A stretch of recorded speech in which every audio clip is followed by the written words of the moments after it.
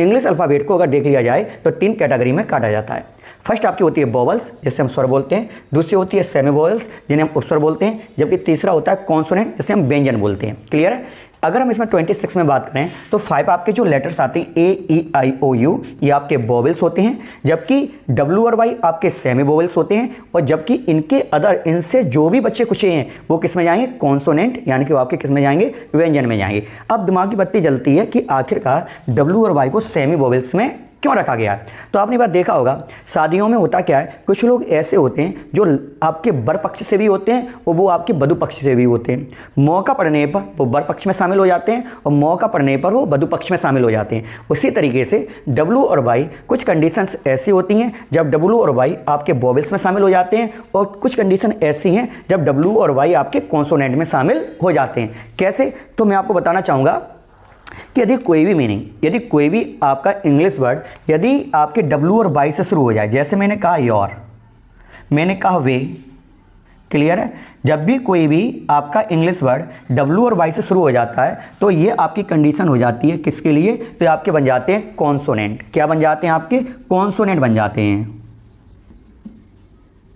Consonant बन जाते हैं, क्योंकि इसको हम बोलेंगे आपका योर और इसको क्या बोलते हैं, वे। क्लियर है। लेकिन जब ये लास्ट में पहुंचते हैं, जब किसी मीनिंग के लास्ट में पहुंच जाते हैं तो ये आपके वोवल्स बन जाते हैं। मैंने कहा स्काई, क्या कहा, स्काई, स्काई लास्ट में पहुंच गया। मैंने कहा आपसे सो, देखो लास्ट में डब्ल्यू आ गया, लास्ट में वाई आ रहा है। जब किसी भी इंग्लिश के वर्ड में डब्ल्यू और वाई लास्ट में पहुंच जाते हैं तो वो आपके बन जाते हैं वोवल, और स्टार्टिंग में आ जाते हैं तो वो आपके बन जाते हैं कॉन्सोनेंट। यही एक कंडीशन है जिस कारण से इन्हें क्या कहा गया, सेमी वोवल्स।